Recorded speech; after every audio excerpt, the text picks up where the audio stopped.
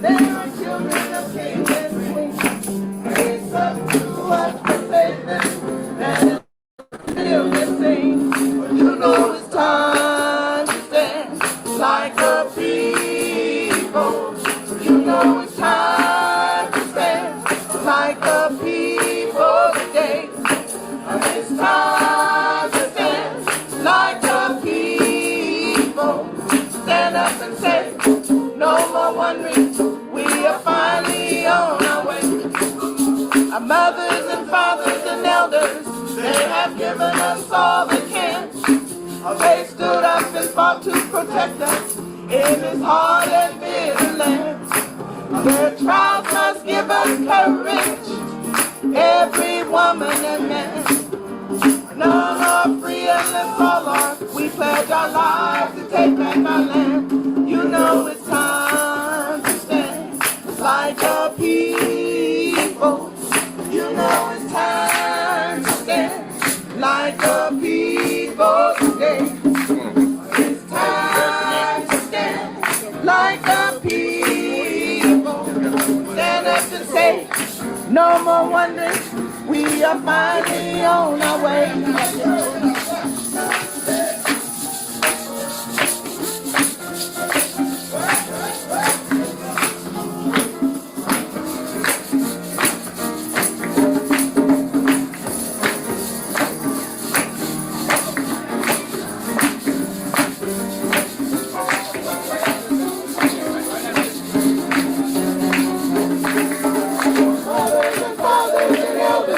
They have given us all they can.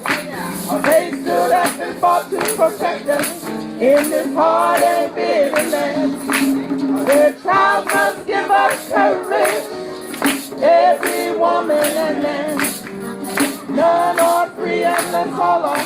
We pledge our lives to take back our land. You know it's time to stand like a people. You know it's time to stand like a people today.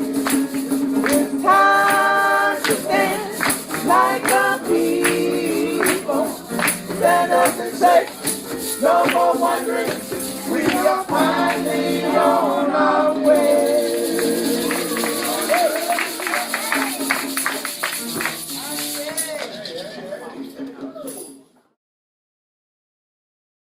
Grand Rising was a welcome to our Sunday celebration. I am Minister Rana, and I want to welcome you all. If you are a first-time visitor, thank you. Glad you made the choice to be with us today. If you've been here many times before, welcome back. Glad to have you amongst us. Glad to feel you and be in this virtual space with you. Now we're going to move forward to the affirmation, and I'm going to ask Mama Fanya and Sister Jalea to please come forward with the affirmation. Hey, beautiful sisters. Hello. Hello, hello. Hey. Good tap. Was a affirmation. We will know God's truth to be free and self-determined. Creator, help us to remember the humanity, glory, and suffering of our ancestors and to honor the struggles of our elders. Let us strive to bring new vision and new life to our people. Let there be peace and harmony among us. Let us be loving, sharing, and creative. Let us work, study, and listen so we may learn, teach, and cultivate self-reliance. Grant us power, O Holy One, as we struggle to resurrect our hearts and our homeland. We will raise our children according to the needs of our nation with discipline, patience, devotion, and courage. We will strive to be the living models of the new direction of our people. We are an African people. We are children of God. Ashe. Ashe. Ashe, Ashe, thank you so much. Next, we're going to have another song brought to us by Baba Jeffrey, and then that's going to be followed by the historical tribute with a special treat, Baba Damani. So Baba Jeff, please come forward.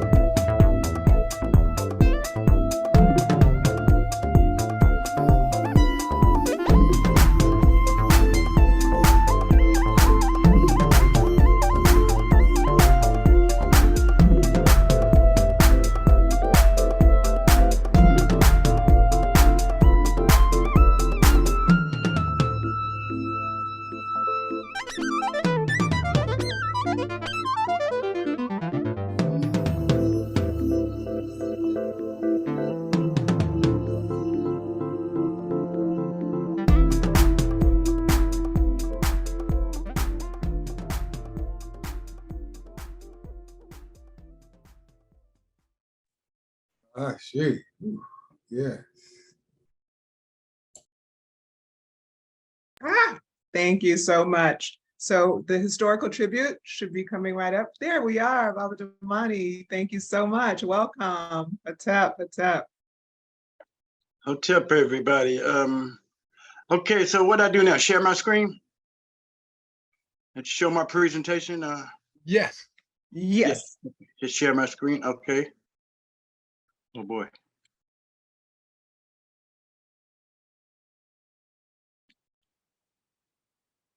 Okay. Okay. Today is his. Okay. Well, good morning first. Good morning, Jose family. Just getting off work at 4 a.m. in the morning. Okay. Today's historical tribute is not on a single person, but on a subject. Can everybody hear me and see my my video? Loud and clear. Yes. I hear you well. Yes, sir. Okay.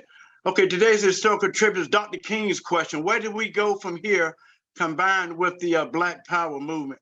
And the reason, because of the culture wars going on today, I chose this presentation, historical tribute. Okay, the points I want to cover in my historical tribute today is, why do we have a Black Power movement in the first place? How was Dr. King's prophetic question, where do we go from here, answered by the Black masses and the white power structure? And what are some of the lessons, strategies, tactics we can draw upon, which is the ultimate purpose of studying your history? Okay, I'll move right along to slide 2. Okay, let us put the Black Power movement in historical context. After President Lyndon B. Johnson signed the Civil Rights Act in 1964 and the Voting Rights Act on August 6, 1965, the NAACP desegregation campaign was complete, along with the objectives of the civil rights movement. White liberals assumed this would bring an end to the protest era. The protest era consisted of spontaneous protests from 1954 to 1968, exploding onto America's TV screens, home and abroad, hurting America's image abroad and the business of America, which is business, making money. Just 5 days after signing the Voting Rights Act on August 11, 1965, the Watts Rebellion uprising broke out, revealing that the brutal, horrific conditions of Black America lived under hasn't changed one iota, regardless of bills signed. Dr. King saw what Malcolm X was saying about urban issues up north in the inner city ghettos of America. Dr. King's question, where do we go from here, took on greater significance. It was also the title of his 1967 book. Okay, moving right along. Where do we go from here? Dr. King, Ella Baker, Kwame Ture, formerly Stokely Carmichael, and other leaders saw that a vacuum was and would be created when the civil rights movement officially came to an end. A search for political direction and who would have ideological hegemony of the former civil rights movement was on. That what that question was all about, the political direction and ideological hegemony of the former civil rights movement. Various factions within the African-American community coalesced into two main groupings: the desegregation integrationist camp and the Black nationalist camp. We'll explain in next slide. Okay, these are the two ideological camps. On the left-hand side, I have the integrationist camp. You had the NAACP, SCLC, Southern Christian Leadership Conference, CORE, Congress of Racial Equality, and Southern Baptist Association, which was a nexus of Black African-American churches. On the right-hand side, you had the Black nationalist camp. You had SNCC, they reformed their charter throughout the white people. You had the Resurgent Nation of Islam. You had the newly organized Black Panther Party for Self-Defense. You had the Republic of New Africa, that's Robert Williams and down in Monroe, North Carolina. You had the ideologically potent West Coast-based US organization, Dr. Melinda Karenga, the Congress of African People out east, and the Black Arts Movement, that was Amira Baraka.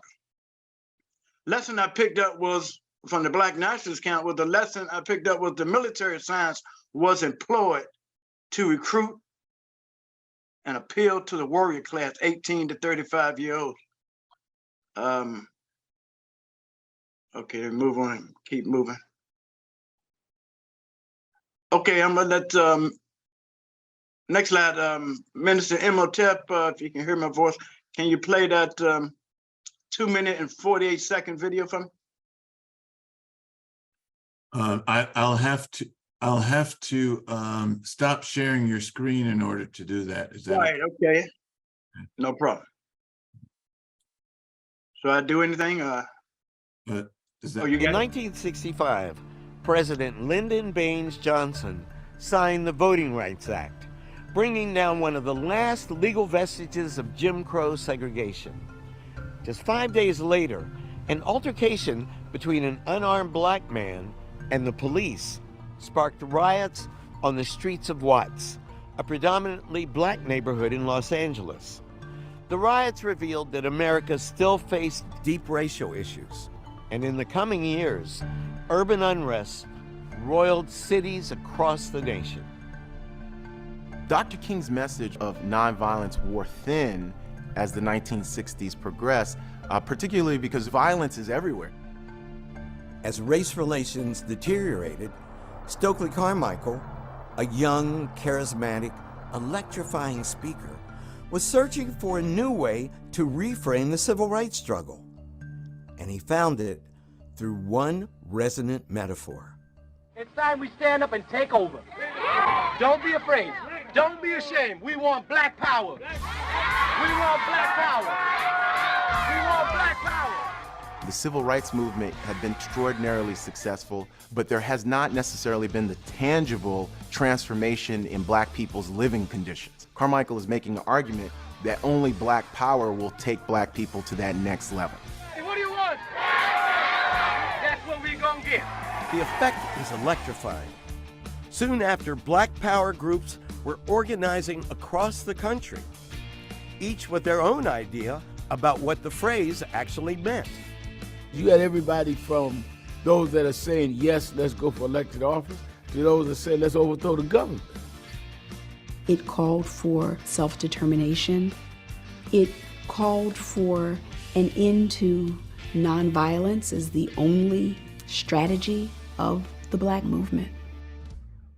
Looking back, Black Power marked a startling shift in the civil rights movement and in the evolution of Black consciousness. Black power is really going to inspire a whole new wave of black elected officials and inspire the black arts movement, using culture to transform what we think of as black identity, proud, strong black women and men.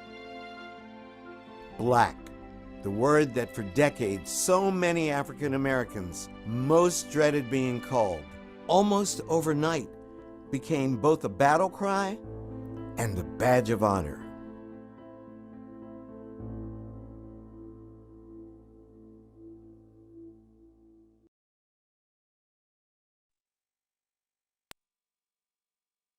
Okay, let me share my screen again.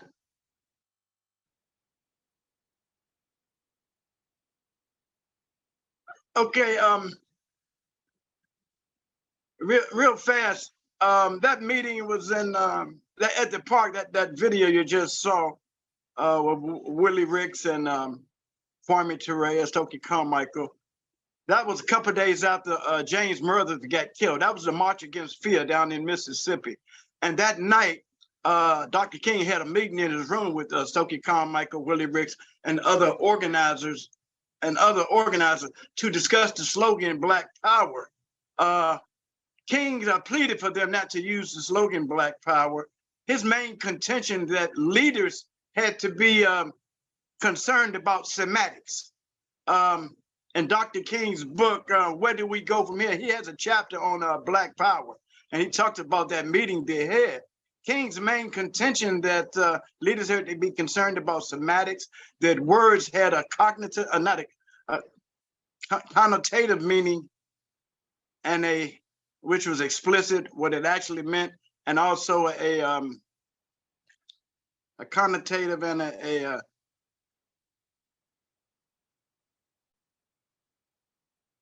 let me back up. A denotative. Denotative.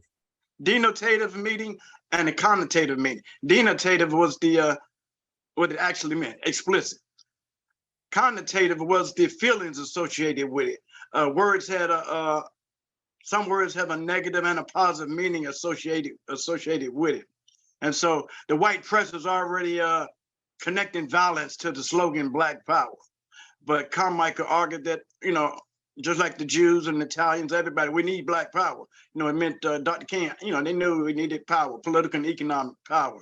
And King pointed out that was his point. The Jews and the Italians and all of them got power through their hard work and creative endeavor. They didn't have to use the word Black power. But, you know, Carmichael counted with, we need a slogan with the word Black in it. Programs alone are not going to attract the people. We need a slogan that will arouse the masses. And so Black Power became that slogan. Anyway, I encourage everybody to get Dr. King's book. Where did we go from here? Okay, moving right along. Leadership of the integrationists count was personified by Dr. King. The overall thrust of this movement was characterized as a Southern-based rural effort by Blacks to be one with whites and to be fully accepted into the American mainstream white power structure. The leadership of the nationalists was personified by Malcolm X. The overall thrust of this movement was characterized as an urban-based movement for political and economic power based on community control. None of the contending forces had a time-tested blueprint. These were heady days. Each day brought new problems and possibility. Since the days of the UNIA Garvey movement, many organizations were competing for the allegiance and support of the Black masses. Moving right along here. Dr. Kwame Carmichael, known as Stokely Carmichael in the 1960s. Along with Black pride, dignity, self-respect, self-determination, Black power had many meanings. The Black man and woman was affirming their human beingness, a do-for self attitude, that non-violence will no longer be our only tactic. Freedom by any means we deem necessary. It meant oppression would no longer be endured. We were ready to down our feet rather than our knees. Claude McKay's poem of We Must Die was the revolutionaries' national anthem, our battle cry. I'm gonna recite that poem right quick. If we must die, let it not be like hogs, hunted and pinned in an inglorious spot, while all around us bark the mad and hungry dogs, making their mark at our accursed lot. If we must die, let us nobly die, so that our precious blood would not be shed in vain. Then even the monsters we defy shall be constrained to honor us, though dead. We kinsmen must meet the common foe. Though far outnumbered, let us show us brave. For their 1,000 blows, we deal one death blow. What thou before us lies the open grave. Like men, we'll face the murderous pact, pressed to the wall, dying but fighting back. And that was Claude McKay's poem back in the 1920s. That was a revolutionary. Revolutionaries use that all over the world for inspiration.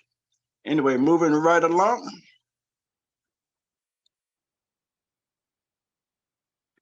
Some lessons of Kwame Ture, some lessons of a revolutionary. We have unity of action. We lack unity of thought. Because we lack unity of thought, our actions are so spontaneous. We jump up, we sit down, up, down. Unity isn't a feeling or an emotion. Unity is a means of channeling the energies of the people towards given objectives within principles. Unity represents what you're for, not what you're against. Dr. King's greatest accomplishment was getting us to stand up and face our fears. He was a mobilizer, a reformer.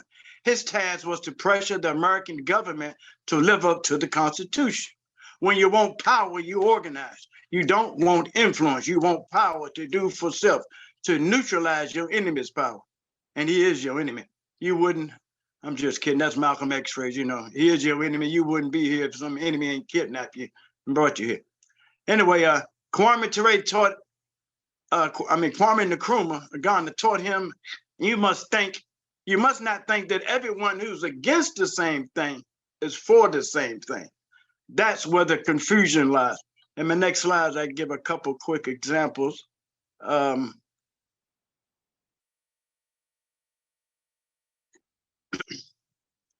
It's two quick examples. Everyone for and against. Everyone in Africa was against colonization and the colonizers, the white man being in our land. But Mobutu was for replacing the colonizer and continue with exploitation, enriching himself. Patrice Lumumba, on the other hand, was a nationalist, a Pan-African. He was for putting the needs of the people first, you know, using scientific socialism.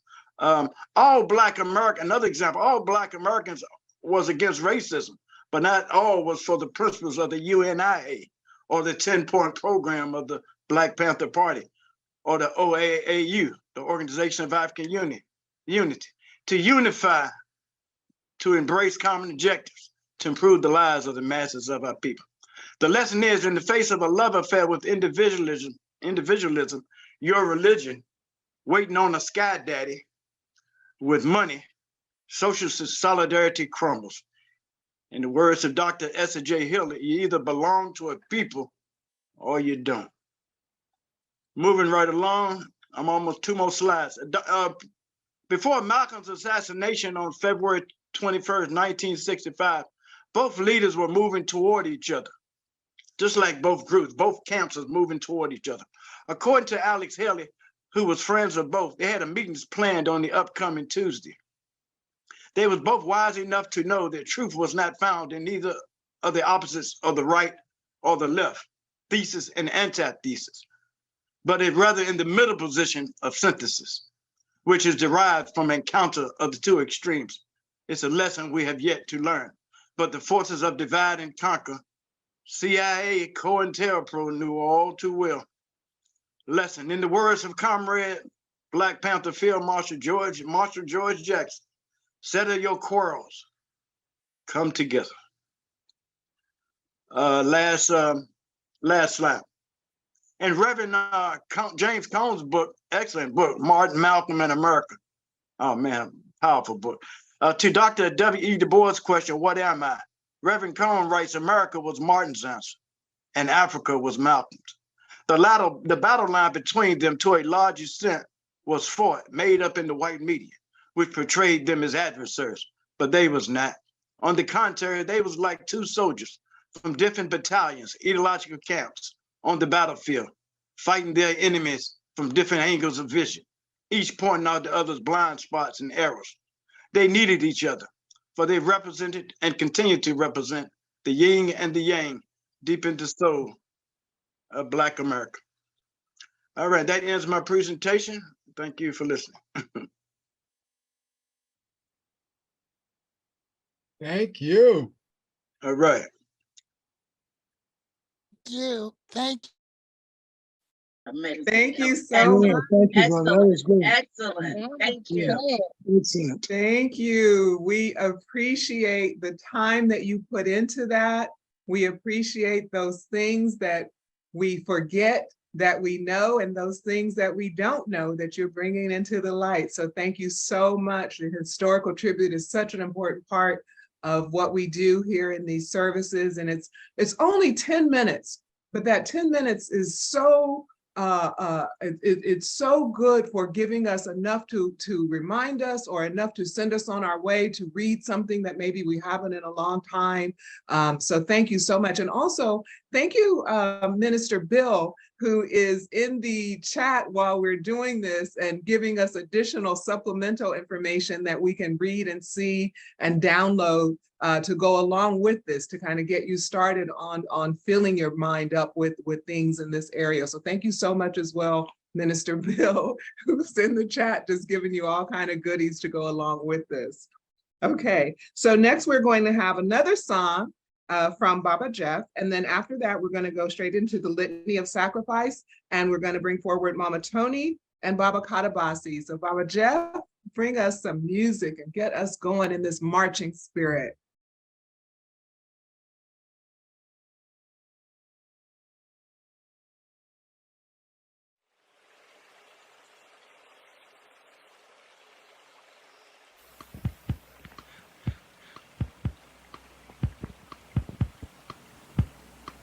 If we walk each day. Let's walk each day. Sacred way. We will reach the place we long to be. We long to the place of truth and love, peace and harmony. The place to live eternally. Let's walk in faith, light, and divinity. Let's walk in hope, balance, and harmony. Let's walk in peace, joy, and prosperity. Let's walk in love, beauty, and unity. Let's walk in might for the greatest good. Let's walk in truth like we should. Let's walk in trust and reciprocity. Let's walk that walk diligently. Let's walk each day. Walk each day. Self-knowledge, my people. Know thyself. Know thyself. Self-knowledge is power. Knowledge is power. That power belongs with no one else. No one else. Let's walk in faith, light, and divinity. Let's walk in hope, balance, and harmony. Let's walk in peace, joy, and prosperity. Let's walk in love, beauty, and unity. Let's walk in might for the greatest good. Let's walk in truth like we should. Let's walk in trust and reciprocity. Let's walk that walk diligently. Let's do all we can. Do all we can. Every way we can to make life more beautiful. More beautiful. Here in this land. In this land. In our motherland. Motherland. All over the world. All over the world. Let's walk in faith, light, and divinity. Let's walk in hope, balance, and harmony. Let's walk in peace, joy, and prosperity. Let's walk in love, beauty, and unity. Let's walk in might for the greatest good. Let's walk in truth like we should. Let's walk in trust and reciprocity. Let's walk that walk diligently.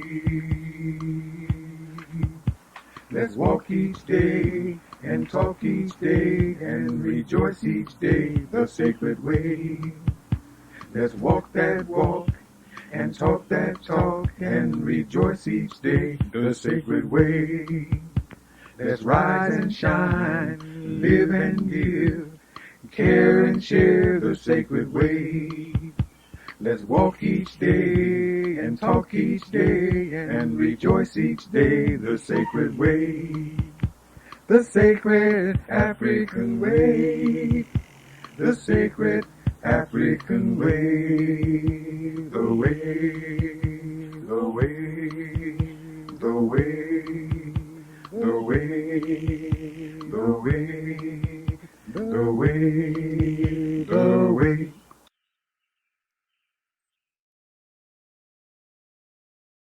The way. Ashe, Ashe.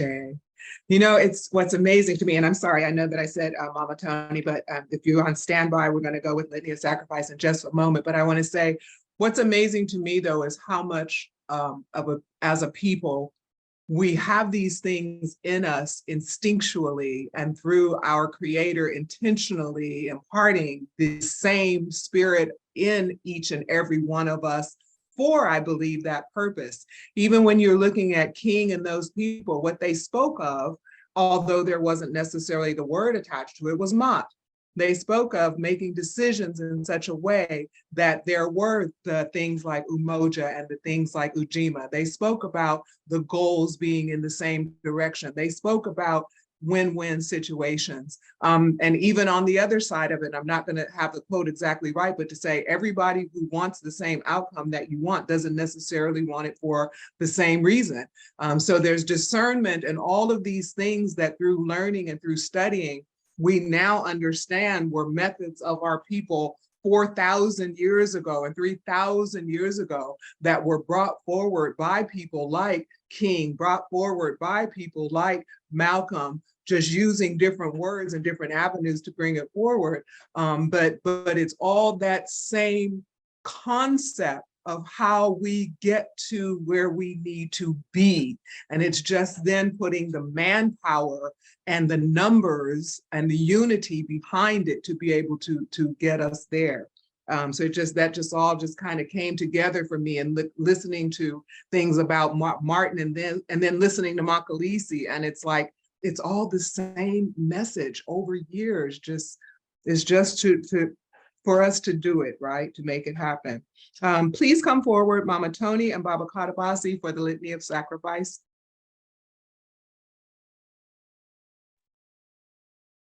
Good morning and good afternoon, Wose community, Wose family. Peace and blessings to you all. Sister Tony, are you up there? Greetings, I am here. Good morning, family. Thank you, thank you, thank you, real good. It's always a pleasure to share this space with Sister Tony. As with so many of our, we'll say, sisters, she's always very charming and very graceful. This is the time in the Wose community known as the Litany of Sacrifice. And the Litany of Sacrifice offers us an opportunity to return to the community a portion of that which we have received for the week. And I'll just add a footnote that the Wose community do need those contributions. We do need people to contribute to our work. So this morning's inspiration reading comes from the Hosea on page 95, and from the book of Declaration of Virtues, passage number 5. And Nefer Seshem Ra says, I have spoken truly and done right. I spoke justly and repeated that which was just. I seized the right moment so as to stand well with the people. I judged between two in such a way that would satisfy both of them. I rescued the weak from those who were stronger as much as was in my power. I gave bread to the hungry, clothes to the naked, and brought the boatless to dry land. I buried those who had no children and built a boat for those who were without one. I respected my father, pleased my mother, and raised my sister and brothers. We give thanks for those words, and we all should be proud to repeat those words or some variation of those words at our time of transition. And so the Litany of Sacrifice, if you want to put that back on the screen. The Litany of Sacrifice. Save us, O Holy One, by your name. Vindicate us by your might. Hear my prayer, divine protector. Listen to the words of my mouth. How can we repay the Holy One for the gifts that have been given to us? We will lift up the cup of salvation and call upon the God of our ancestors. We will fulfill our vows to our Creator in the presence of all our people. Gladly we bring our sacrifices to you. We praise your name, O Amen Ra, for it is good. Umoja, unity. We shall strive to maintain unity in the family, community, nation, and race. Kujichagulia, self-determination. We shall define, name, create, and speak for ourselves. Ujima, collective work and responsibility. We shall build and maintain our communities together. Our brothers and sisters' problems shall be ours to solve together. Ujamaa, collective economics. Together, we shall build and maintain our own businesses and together profit from them. Nia, purpose. We shall make our collective vocation the building and development of our community and the restoration of our people to our traditional greatness. Kuumba, creativity. We shall do as much as we can in any way we can to leave our community more beautiful and beneficial than when we inherited it. Imani, faith. We shall believe with all our hearts in our God and our people, and in the righteousness and victory of our struggle. Ashe. Ashe. You have now on the screens the different locations where you can send your contributions.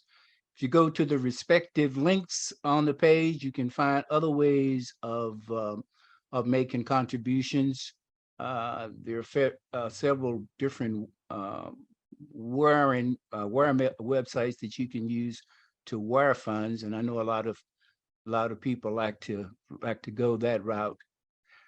So again, give as much as you can, give as much as you can afford at this time.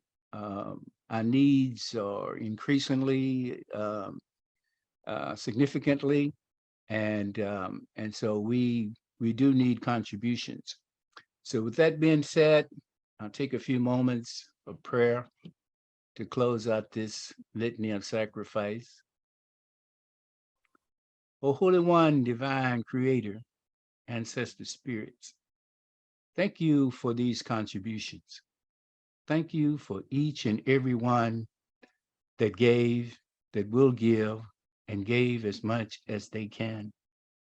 We ask for peace and blessings upon each and every one and their families. We ask that we be guided in the most deliberate and the most enlightened way to maximize the use of these contributions to continue to deliver services to our community. O Holy One, we ask that each and every one continue to be engaged in this service, to open your hearts and minds to the one that will come with the message that you need to hear. Be with us throughout the rest of the day and the week, and allow us to return again to this place. This place will say, this is my prayer. Ashe, Amen Ra. Ashe, Amen Ra. Ashe, Amen Ra. Bill. Ashe. Thank you so much. Kadavasi and Sister Tony, thank you so much, both of you. Next up, it is time to get out your notepads. It is time to get out your books, but you don't have enough books to get out to get ready for this, but you can get them within arm's reach if you want. That'll get you sort of on your way. Next, we are going to have the message brought to us by our lead minister, Minister Imhotep. I don't know what he's going to be speaking about today, but I am upright and ready. Minister Imhotep, please bring us the message. Ashe. Good morning. Thank you, Minister Rana, for the introduction. I'm going to be speeding along today, trying to get to class, Dr. Karenga's class. I'm going to be talking about something my mama told me. And she said, You've got to get your heart right. Saying I got from my mom. So, our freedom writings will come from Ptahhotep.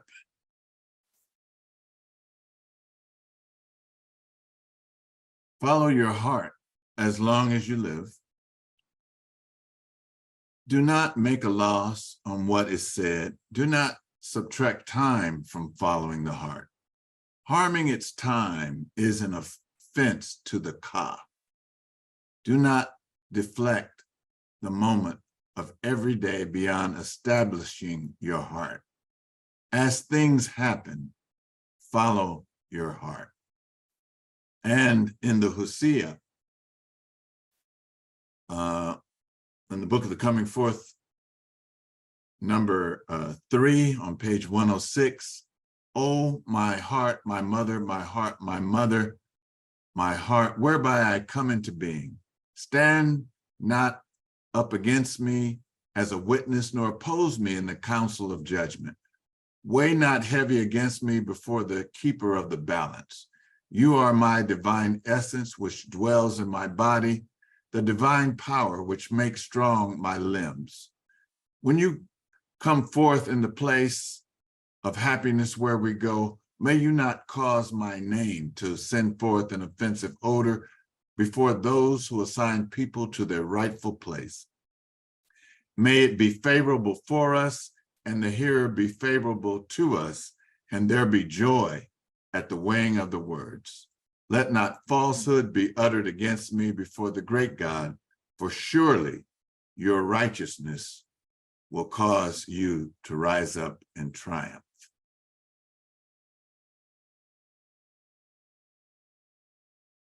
So in the book Stolen Legacy by Dr. George G.M. James,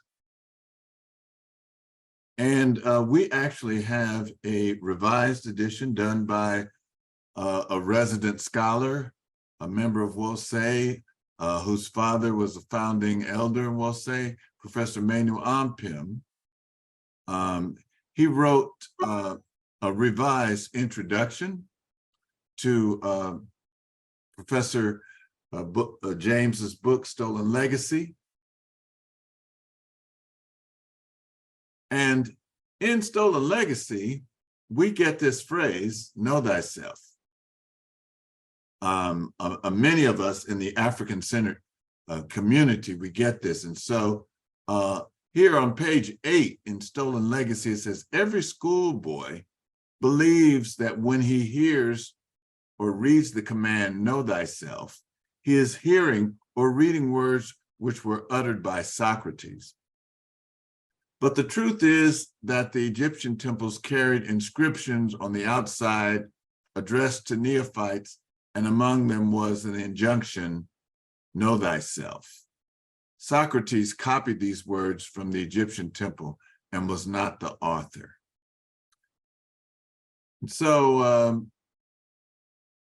I happened to run across this posting, which was contradictory to that statement. And it said, know thyself, a popular phrase in the conscious community, that's what we were called before we were called woke, made popular the Greek phrase gnothi, season, that was inscribed in the court of the temple of Apollo at Delphi. In Kemet, this is expressed as rek-e im ib-e, literally, know I within mine heart, but translated in English as know myself.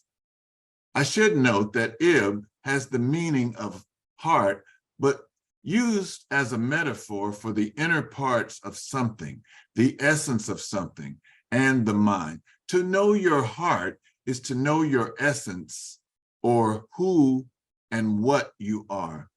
The phrase was popularized from the Greek temple Delphi as know thyself, but meant I have knowledge of my essence. For context around its meaning, see chapter 26 the Per Imhu, it's really the Book of the Coming Forth by day, not the Book of the Dead, where the deceased adores their own soul and hold their heart in their hands, speaking about it, and the heart and knowing themselves. So I said, wow, that's really something. So I reached out to one of my teachers who lives in Kemet. And this is what he wrote. He says, yes, it was written in the Old Kingdom tombs and some later ones. Give me a few days. I hope I can find it. And then he wrote me back and he said, the literal translation means, I know what is in my heart. Ib means also self, mind, awareness, and consciousness. This is the Temple of Delphi here in Greece.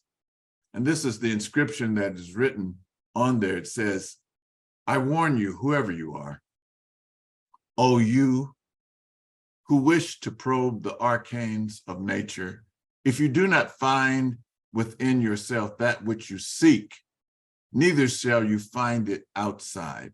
If you ignore the excellencies of your own house, how do you intend to find other excellencies? In you is hidden the treasure of treasures. O man, know thyself, and thou shalt know the universe and the gods. Know thyself. Ib, or heart. And so these are different representations of the Ib, of the heart.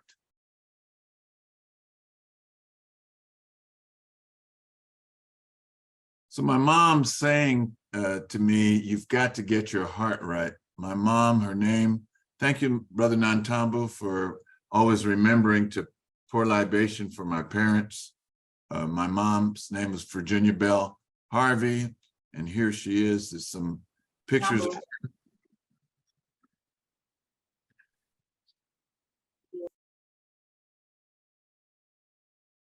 Rek-e-im-ib-e.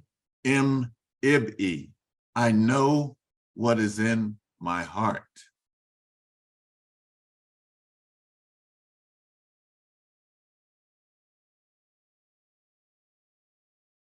And here it is in Medu Necher or Suf. Rek-e-im-ib-e. I know what is in my heart. Now I'm moving fast through this. This is the short version of this PowerPoint. So I'm going to switch now to How to Know God, the yoga aphorisms of Patanjali. And just in case you're thinking this does not apply to African people because the text is from the Indus Valley, I needed to put these pictures in.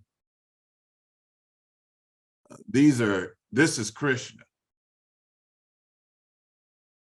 and the people that he was fighting with. And this is a heavenly scene. Krishna, and above him is Brahma, Shiva, and Vishnu, and below him is Arjuna and the Pandavas.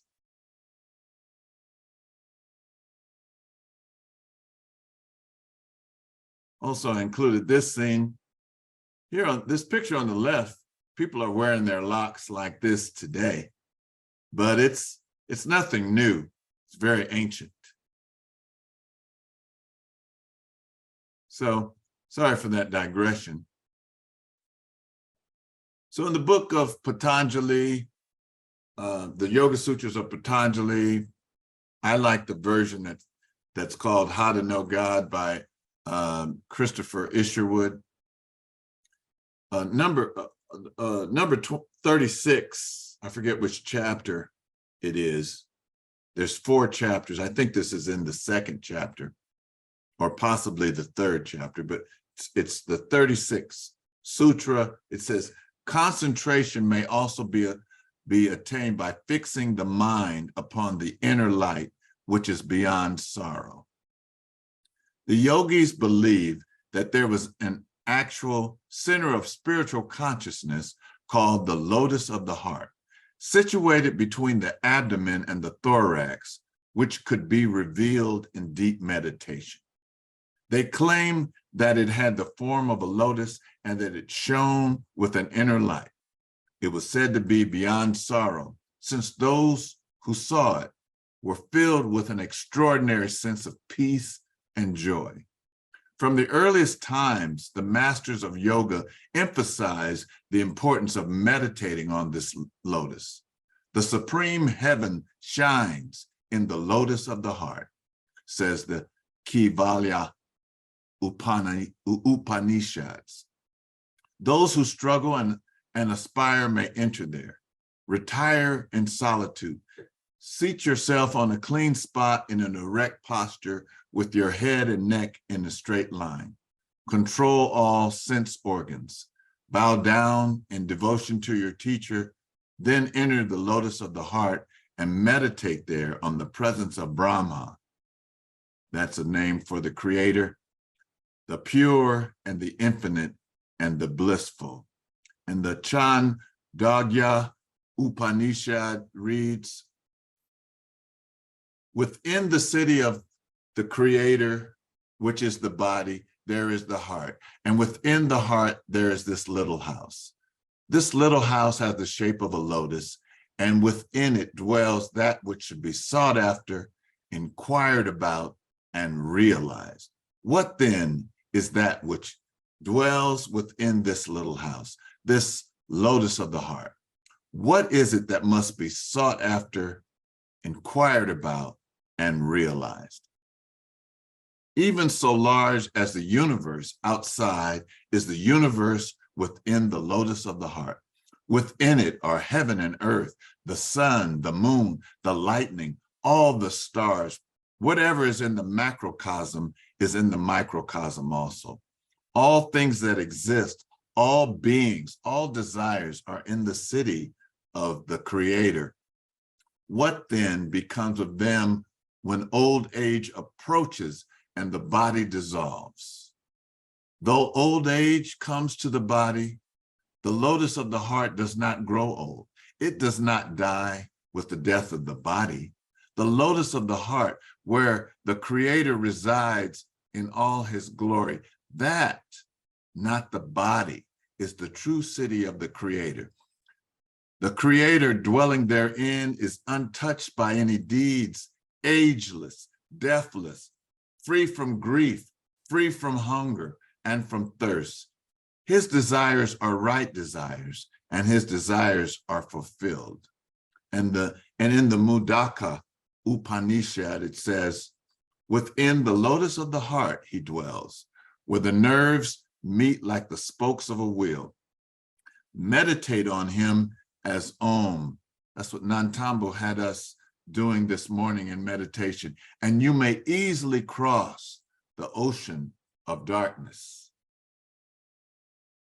In the effulgence of the lotus of the heart dwells the creator, passionless and invisible. He is pure. His light is the light of all lights. The knower of the creator attain him.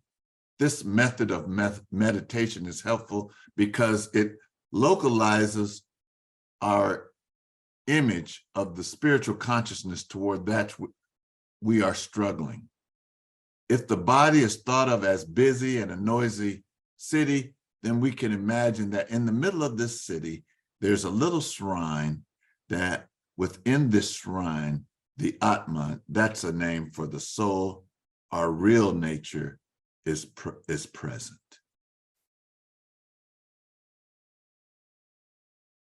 Rek-e-m ib-e. Rek-e-m ib-e. I know what is in my heart.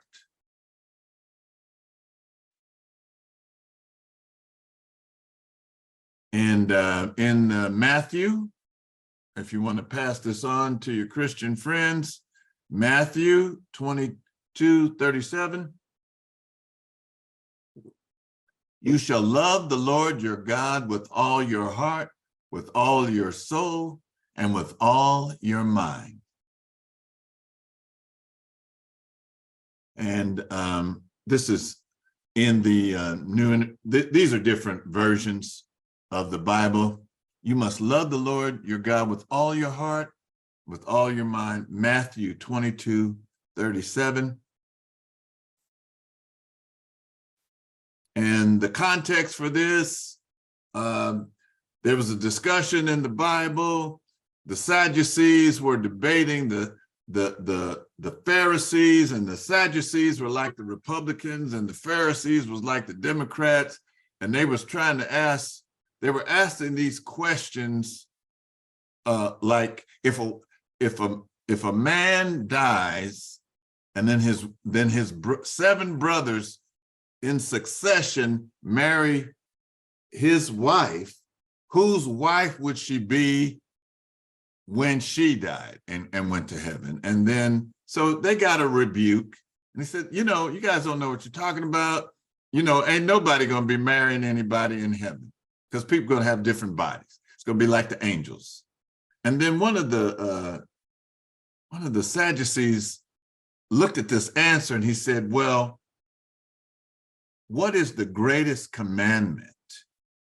And then that's when Yeshua, otherwise called Jesus the Christ, says, love the Lord your God with all your heart, with all your soul, and with all your mind. And that is the greatest commandment. The second is to love your neighbor as yourself. And then from the wisdom of Ptahhotep, as we're getting ready to close. So here, I like this version. Let me back up just a second here. So this is Christian Jaco, the wisdom of Ptahhotep. There are many versions of Ptahhotep. Dr. Asa Hilliard wrote a book called The Oldest Book in the World, Ptahhotep. And if you did a search, you can find a myriad of versions of Ptahhotep, not only the one that is in the Hosea. All right. So here, the reason why I like this is because it has the Medu Neter, the Suf language associated with it. So it says, follow your heart during the time of your existence. Follow your Ka during the time of your existence. And you can kind of follow along here. This is the heart. This is the Ka. So, and it has time here. Follow your heart during the time of your existence. Follow your Ka during the time of your existence. Do not commit excesses regarding what has been prescribed. Do not shorten the time to follow your heart. You can see it's like a glyph of something walking. And so it's being put there, follow your heart. So don't shorten, it's got an X. Don't shorten the time to follow your heart. To squander one's moment of action of the heart is the abomination of the Ka. Do not neglect your daily attention to the spirit in an excessive manner to do house chores. Whatever happens, follow your heart. Events will not benefit the neglect. Follow your heart.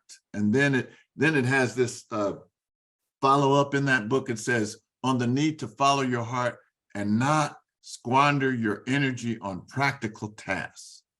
Follow your heart, your consciousness, and your Ka, your creative power, all your life. Do what has to be done, but not to excess. Do not cut short the time spent on the spiritual life. Wasting time is an abomination of the Ka. Do not pervert the course of your day by spending too long on mundane chores. and only you can decide what is mundane chores. Whatever happens, follow your heart and your conscience. Things don't work out well for those who are lazy and negligent.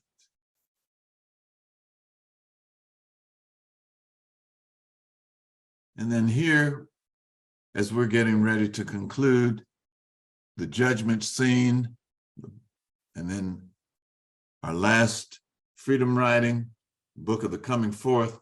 Oh, my heart, my mother, my heart, my mother, my heart. Whereby I come into being, stand not up against me as a judge, nor oppose me in the council of judgment. Weigh not heavy against me before the keeper of the balance. You are my divine essence which dwells in my body, the divine power which makes strong my limbs. When you come forth in the place of happiness where we go, may you not cause my name to send forth an offensive odor before those who assign people to their rightful place. May it be favorable for us, and the hearer be favorable to us, and there be joy at the weighing of the words. Let not falsehood be uttered against me before the great God, for surely your righteousness will cause you to rise up in triumph.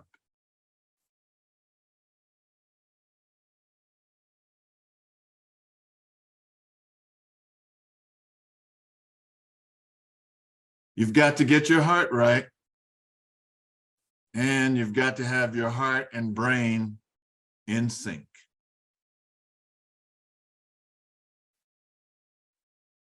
Ashe, Ashe.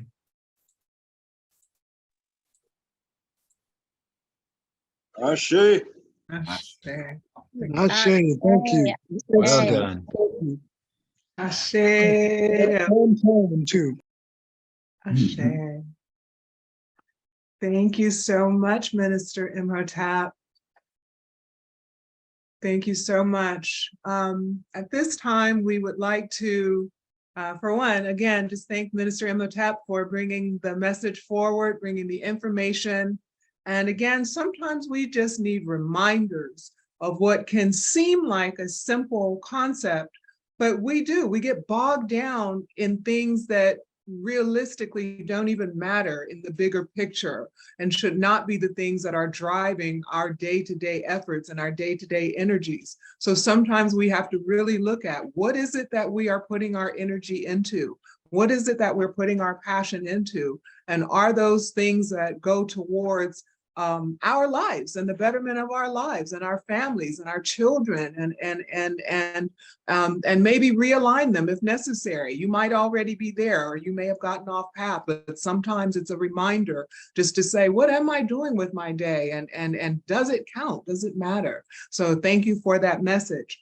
At this time, we would like to open our doors, open our hearts, open our arms to anyone who may be with us today, who is looking for a people to align themselves with, to become a part of, to help you to achieve those things that you are wanting to within community, within Black folks in general. Our doors are open, our hearts are open. If there's anyone out there, whether it's your first time with us or your 100th time, it does not matter. We welcome you. We welcome you to be a part of WOZE and to contribute to those things that you're seeing and hearing today. If they resonate with you and resonate with your spirit, we welcome you to join us. I cannot change over to gallery because I've got too much going on, but if you raise your hand through your emojis, I think they're called, or if you wave your actual hand, somebody will spot you.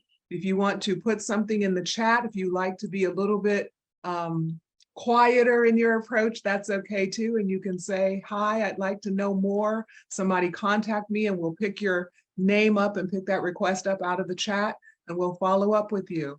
And if not, we'll be here next Sunday. So there will be another opportunity because everything is in its right time.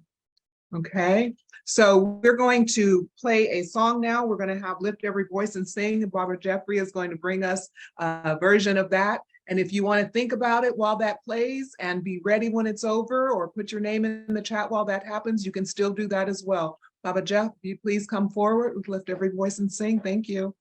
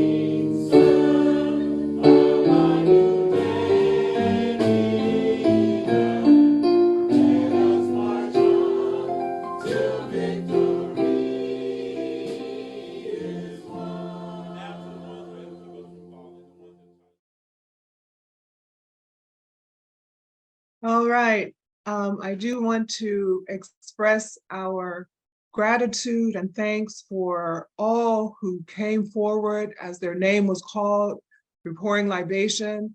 We appreciate those who called and those who responded. We appreciate the fact that we keep this channel open and available to stay in touch with our ancestors, to honor them as well as to bring them forward. And now unto them who is able to lift us up faultlessly before the throne on high, may they empower us to be a people with one aim, One aim, one faith, one faith, one love, one love, one heart, one heart, one God. one God. Let us call on the name of that one God. Let us all say together, Amen. Amen Ra, Amen Ra. You are The beautiful most beautiful people on the face of this earth. Ashe, Ashe. Ashe, Ashe, oh.